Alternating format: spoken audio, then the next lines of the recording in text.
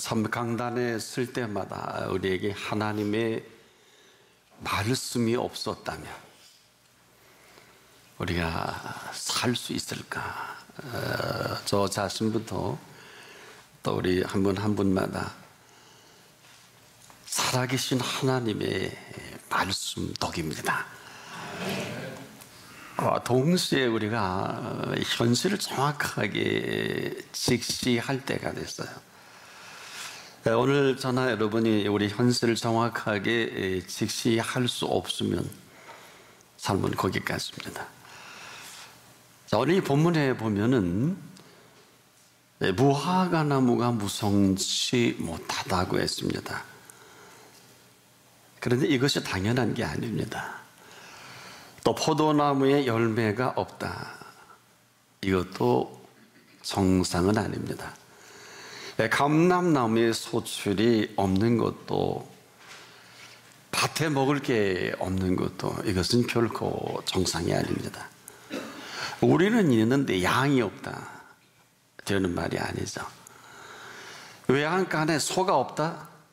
더더구나 이것은 되는 말이 아닙니다.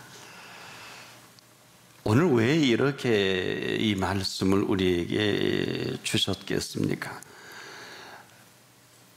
이러한 상황 속에서 오늘 너는 내게 있어서 여호와는 누구시며 내 구원의 하나님은 어떤 분이시냐 묻고 있는 것입니다. 반드시 여기 우리가 답을 해야 합니다. 그렇지 않으면 그렇지 않은 삶을 살아갈 수밖에 없어요. 그런데 놀라운 것은요, 이렇게 말씀하시는 살아계신 하나님은 그럼에도 불구하고 지금까지 전심으로 우리 한 사람 한 사람을 전심하신 살아계신 하나님이십니다. 다행히 전심으로 저나 여러분이 이만큼 살고 있습니다. 그런데 우리가 이 사실을 잘 알지 못해서 여전히 전심하시는 하나님과 좀 멀리 살아갈 때가 너무 많습니다. 우리가 허물과 부족이 많은데 역시 하나님 그럼에도 전심으로 우리에게 마음을 쏟고 계십니다. 또 전심으로 살피고 계십니다. 여러분, 사랑만 해도 그래요. 우리가 아는 사랑이 아니죠. 우리가 한 사랑이 아니라 하나님 우리를 사랑하신다, 이 이야기 속에는 먼저 마음을 다 하십니다. 뿐만 아니라 성품까지 다 해주신 사랑입니다. 또 뜻을 두고 그 뜻을 결코 접지 않습니다. 여기뿐이 아니라 힘을 다하여서 우리를 보살피시는 이 보살핌이 지금도 여전합니다. 아마 이러한 참 사랑 속에 감춰진 마음 써주시고 성품도 온전히 우리에게 다해 살펴주시고 뜻을 거두지 않고 또 힘까지 실어주셔서 살게 하지 않으면 우리는 이만큼 살 수가 없습니다. 이 얘기는 우리가 이렇게 사는데 저나 여러분의 공로는 없어요. 물론 세상에 흘러가는 모든 이야기와 삶 속에는 우리의 수고와 공로가 있지만 하나님 앞에서는 이게 심각합니다. 여전히 내가 나를 모르지 않아 허물이 있고 부족과 또 때로는 불순종이 있음에도 여전히 오래 참아주시고 또 오래 기다려주시고 긍휼을 거두지 아니하셨습니다. 한마디로 그 사랑 때문이라도 그걸 거두지 아니하시고 여전히 사랑하신 이 자리입니다. 혹시 우리 가운데 충성하시는 분이 있다면 이것조차도 그럼에도 여겨주신 그 여겨주심의 충성입니다. 제가 이렇게 말씀을 드리는 것은 우리의 충성이 시원치 않다 이런 것이 아니라 여겨주신 충성으로 충성되에 여겨주심 때문에 우리가 충성할 수 있습니다. 왜 이렇게 조금 구체적으로 말씀을 드리는가 하면 우리는 알게 모르게 상당히 익숙한 삶의 습관이 있어요. 거부입니다. 여러분, 이 거부가 거역이 되고 이 거역이 그대로 불순종이 됩니다. 근데 참 안타까운 것은 우리가 잘한다고 하는 이것까지라도 그만 아주 익숙한 거부의 틀에서 헤어나오지 못하는 겁니다. 아주 잘한다고 한 이 거부가 그대로 거역이 될 때가 얼마나 많아요. 그래서 우리를 지켜보시는 하나님의 시각은 그럼에도 마음 쏟고 또 성품을 다하시고 뜻도 모아주시고 힘을 실어서 사랑하실 수밖에 없습니다. 자, 그런데 여전히 우리가 익숙한 대로 살아가기를 참 좋아해요. 아마 더 정확히 표현하면 편하겠죠. 어떻습니까? 보세요. 차라리 의심이 편하지 않겠습니까? 의심이 쉽고 걱정이 편하고 근심이, 우리는 나는 무슨 일을 하는 줄을 알잖아요. 근심하는 사람에게 당신 근심한다 그러면 무시할 거예요. 나는 근심조차도 내가 이렇게 하는 일로 인해서 무슨 일을 하는 줄을 착각하게 만드는 근심 아닙니까? 의심은 어떨까요? 신앙인에게 의심은 믿음 전체를 무너지게 합니다. 여러분, 걱정은 어떻습니까? 이 걱정은 가장 큰 걱정해 주시는 분을 멸시하는 게 걱정이에요. 근심은 마음 써서 살펴주는 그 마음을 철저히 차단하는 근심이다. 그럼에도 우리를 이렇게 보아주시는 것은 일찍이 저나 여러분을 부르실 때 주신 기쁨과 즐거움이 있습니다. 해 아래 이보다 큰 선물은 없습니다. 이를 근거로 우리가 이렇게 산다고 해도 지나친 이야기가 아닌데, 그만 이 근심으로 인해서 즐거움과 이 기쁨을 철저하게 대신한다 그럴까요? 이것은 기뻐해야 할 때, 우리가 즐거워해야 할 그때 우리에게 스며오는 이 근심은 그냥 거부가 돼버려요.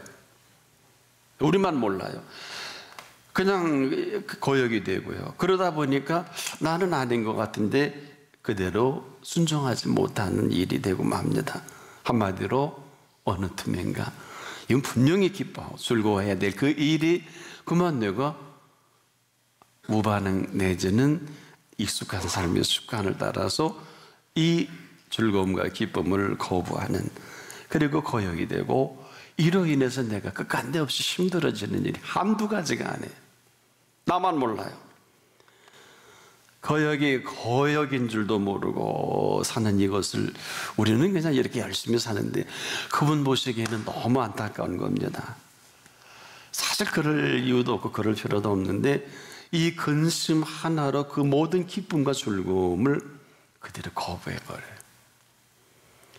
그리고 거역이 된단 말입니다. 근데 우리는 늘상 익숙한 삶의 습관으로 아주 잘 길들여진 악습이 있어요. 무감각 아니면 거부. 기뻐해야 될 때 기뻐하지 않는 건 거부가 되고요. 즐거워해야 할 그 일에 즐거워하지 않는 그 거부는 그냥 그대로 거역이 되고, 나는 아무 한 게 없는데 그대로 불순종으로 남습니다. 기쁨도 사라지고 즐거움도 사라진 자리는 그냥 그대로 불평이 되고요, 원망이 되잖아요. 나만 몰라요. 결과가 그렇다는 것입니다. 여러분, 이 즐거울 때 즐거워하지 못하고 기쁠 때 기쁘지 못하는 것은 즐겁지 아니한 게 아니라, 기쁘지 않은 게 아니라 그대로 우리의 그냥 고통과 고역으로 나를 사로잡아 버립니다. 그래서 쓸데없는 곳에 마음을 뺏기고 쓸데없는 거 전심하게 되고 모르진 않아요. 이것이 익숙한 우리의 삶의 습관이다.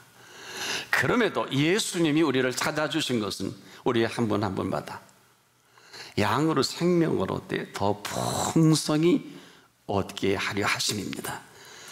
이것은 지금도 주님이 허락해 주신 생명의 풍성인데 이렇게 살게 하셨어요. 그러나 이렇게 살지 않는 것도 내가 하고 이렇게 사는 것도 오늘 내가 합니다. 우리는 이런 엄청난 부르심 앞에 순간순간 매일매일 그 선택을 하고 살아가는 거라. 우리가 삶 속에 이러한 일이 일어나는지도 모르고 우리 너무 쉽게 상황이 휘둘려 버리죠. 아까도 말씀을 드린 대로 제대로 삶을 직시하지 못하는 이 안타까움으로 그만 거부가 거부인 줄도 모르고 거역이 거역인 줄도 모르고 이런 것입니다. 정리해 보면, 자, 우리가 어제 한번 여러분 어떤 시간을 보내셨나요? 열심히 일하고 공부하고 사람 만나고 계획하고 열심히 사셨죠. 근데 하나 여쭙게요. 어제 종일 하나님의 은혜 가운데 너무 기뻐서 살았던 분이 계시는지 한번 묻고 싶어요. 여러분, 이 얘기는 어제 우리가 딱 열심히 살아요. 어마어마한 일도 만나고 어마어마한 일도 당하고 그리고 또 오늘을 준비한다면 오늘은 어제와 똑같은 흐름에서 피할 수가 없어요. 왜? 어제 일 만들어 놓은 거 오늘 수습해야 되잖아요. 그렇지 않을까요? 오늘 일한 것도 내일 수습해야 되고 내일 일한 걸 모레 또 이어져 가는 일은 그런 거 아니겠어요? 그래서 오늘도 우리에게 명하신 명이 있어요. 여호와를 기뻐하라. 저가 네 마음의 소원을 이루어 주시리로다. 사실 여러분, 이처럼 쉬운 삶의 원리가 어디 있겠어요? 근데 할 수 없잖아요. 아니 어쩌자고 기뻐해, 이거 해야 되고 저거 해야 되고. 이건 얼마나 중요한데 나만 중요하죠. 그분은 전혀 중요하지 않을 수 있어요. 내가 대단한 거지 그분 보시기에는 전혀 대단하지 않는, 인생을 한 20, 30년 지내면은요 한계 없다는 걸 우리는 다 절감합니다. 열심히 공부하고 열심히 살았는데 우리 알잖아요. 한계 없다. 근데 열심히 했어요. 이것은 지금도 대단히 심각한 이야기가 아닐 수 없습니다. 비록 무화과나무가 무성치 못하고 포도나무 열매가 없고 감람나무에 소출이 없으며 밭에 식물이 없으며 우리의 양이 없고 외양간에 소가 없을지라도 나는 내게 있어서 누구냐를 지금 묻고 계신 것입니다. 우리가 정말 여호와를 기뻐하라, 우리 얘기가 아니에요. 인문학적인 접근이 아니에요. 철학을 하는 게 아니에요.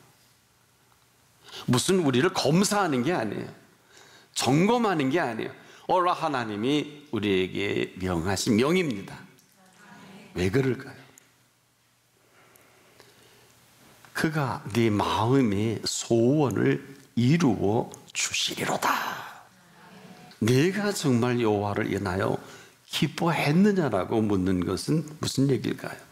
기뻐해서 뭘 하는 게 아니라 네가 나를 두고 기뻐할 그때 내가 네게 할 일이 있다. 우리 편에서 볼 때는 해 주실 일이 있으시다. 그런데 기뻐할 때 기뻐하지 못하고 근심하고 염려로 인해서 어려워하고 힘들어한다면 그분 보시기에 이게 되는 말일까요? 근데 지금은 어떤 시간입니까? 그럼에도 불구하고 기뻐하지 못했다면 이제라도 기뻐할 수 있는 시간을 허락해 주신 시간입니다. 왜일까요? 어떤 상황에서도 하나님께서는 우리입니다. 그런데 우리는 여전히 우리예요. 다시 한번 뭐 살고 죽고 망하고 뭐 어마어마한 이 정치적인 소용돌이 세상에 상상할 수 없는 일이 벌어짐에도 불구하고 하나님은 여전히 우리이십니다. 그런데 우리는 우리가 아니죠. 하나님이 아니죠. 빈틈가 어긋난 거예요. 아무리 하나님이시고 싶으셔도 하나님께서는 우리인데 우리는 하나님이 아니시라는 것입니다. 여전히 우리만 생각합니다. 나만 생각합니다. 그럼에도 이 순간에도 하나님은 우리십니다. 왜 그럴까요?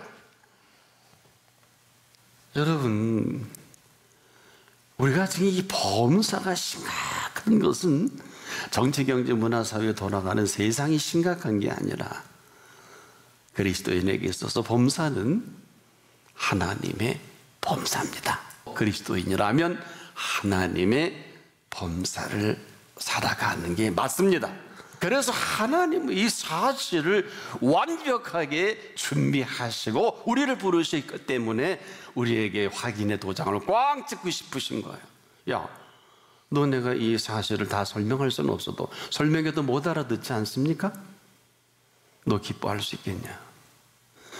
우리가 지금 수많은 설교, 수많은 말씀, 우리가 혼자서 많은 시간을 가져도 모르는 게 아닌데 안 믿어지잖아요. 그리스도인이 맞다면 오늘 하나님의 범사를 삽니다. 이 이야기는 하나님의 범사라는 것은 하나님 앞에서 그 삶이 펼쳐지는 것을 말합니다. 자, 이 하나님의 범사 속에 행여 무화과 나무가 무성치 못하고 포도나무 열매가 없고 감람나무에 소출이 없고 밭에 식물이 없고 이뿐이 아니라 우리의 양이 없어요. 외양간에 소가 없단 말입니다. 이게 정상입니까? 당연한 것도 아니고 이것은 정상이 아닙니다. 그런데 왜 이렇게 됐을까요? 왜 이렇게 됐을까요?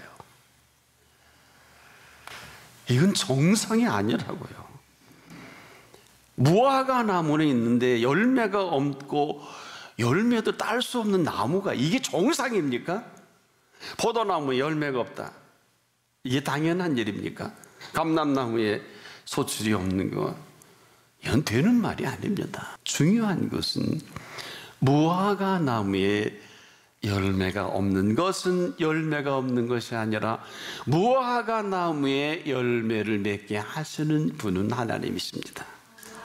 저와 여러분이 아닙니다. 이게 무슨 얘기일까요? 그래서 열매를 맺어야 할 나무에 열매가 없는 것을 두고 오늘 우리에게 물어보시는 거예요. 근데 우리는 궁색해집니다.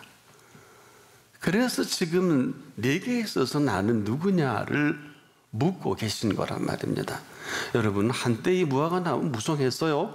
포도나무 열매 엄청났습니다. 감람나무 소출도 대단했습니다. 밭에 식물이 넘쳐요. 우리의 양이 천천히요. 외양간에 소가 만만이었어요. 한때 그랬습니다. 그런데 지금은 그렇지가 않다는 것입니다. 왜 이렇게 된 것일까요? 본래는 그렇지 않았거든요. 왜 이렇게 됐을까요?